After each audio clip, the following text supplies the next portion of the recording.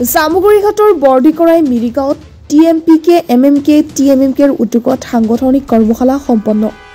মিচিং জনগোষ্ঠীক শৈক্ষিক সামাজিক অৰ্থনৈতিক ও সাংস্কৃতিক ৰাজনৈতিকভাৱে আগুৱাই নিয়াৰ পৰামৰ্শ। জামুগুৰিঘাটৰ বৰদিকৰাই মিৰিগাঁৱৰ মৰংঘৰত টিএমপিকে এমএমকে আৰু টিএমএমকেৰ উদ্যোগত শনিবাৰে বিয়লি এখন সাংগঠনিক কৰ্মশালা অনুষ্ঠিত হয়। এই সাংগঠনিক কৰ্মশালাখন শুভাৰম্ভ কৰে এমএমকেৰ কেন্দ্ৰীয় সদস্য পদেশ্বৰ মিলিয়ে।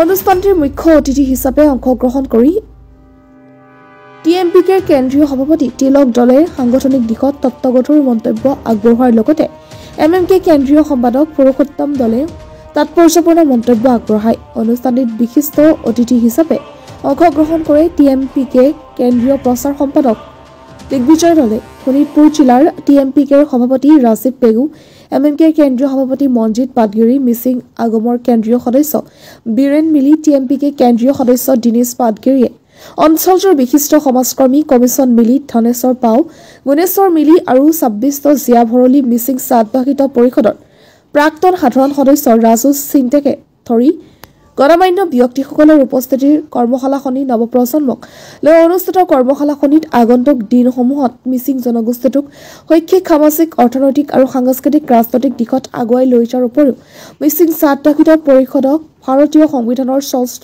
অনুচ্ছেদত অন্তৰ্ভুক্ত কৰাৰ সংসদীয় আন্দোলনক শক্তিশালীভাৱে আগুৱাই লৈ যোৱাৰ বাবে নৱপ্ৰজন্মক সুদিহামৰ্শ আগবঢ়োৱা হয়।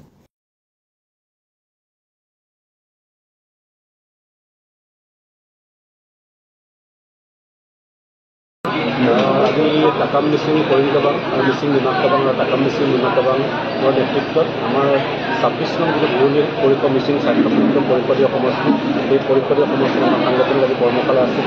সেই কৰ্মশালাত আমাৰ টিএমপিকে কেন্দ্ৰীয় সভাপতি মাননীয় শ্ৰী তিলক দলে ডাঙৰীয়া সমন্বয় পৰিচয় পাইছিলোঁ। লগতে আমাৰ টিএমপিকে প্ৰাক্তন সভাপতি পুৰুষোত্তম দলে ডাঙৰ আমাৰ সমন্বয় ব্যক্তি হিচাপে আছিলে। বিশেষকৈ আমাৰ যিটো মিচিং জাতীয় সংগঠনৰ যি আমাৰ সংসদীয় সংগ্ৰাম, এই সংসদীয় সংগ্ৰামত আমি কেনেদৰে আগবাঢ়িব লাগিব বা গণতান্ত্ৰিকভাৱে হ'লেও যদি আমাৰ যিটো পাঠ্যপুথি পাবৰ কাৰণে আমি কেনেদৰে আগবাঢ়িব লাগিব, সেইবিলাক দিশত আলোচনা হৈছে। আৰু আমাৰ যিটো চিন্তা চৰ্চা জাতীয় সংগঠনৰ, এই চিন্তা চৰ্চাবিলাক আমি গাঁও লেভেললৈকে বা গাঁৱলৈকে আমি কেনেদৰে লৈ যাব পাৰিম, সেই সন্দৰ্ভত আমাৰ আজি আলোচনা হৈছে। হয়, 6 শিডিউলৰ ওপৰতো মন্তব্য আগবঢ়াইছে।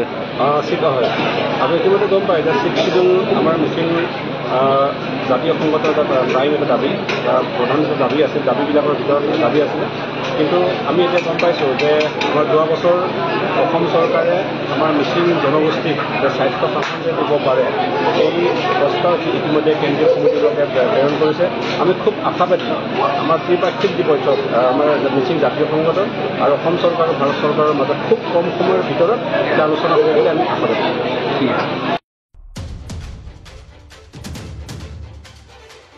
News desk report, the north east times.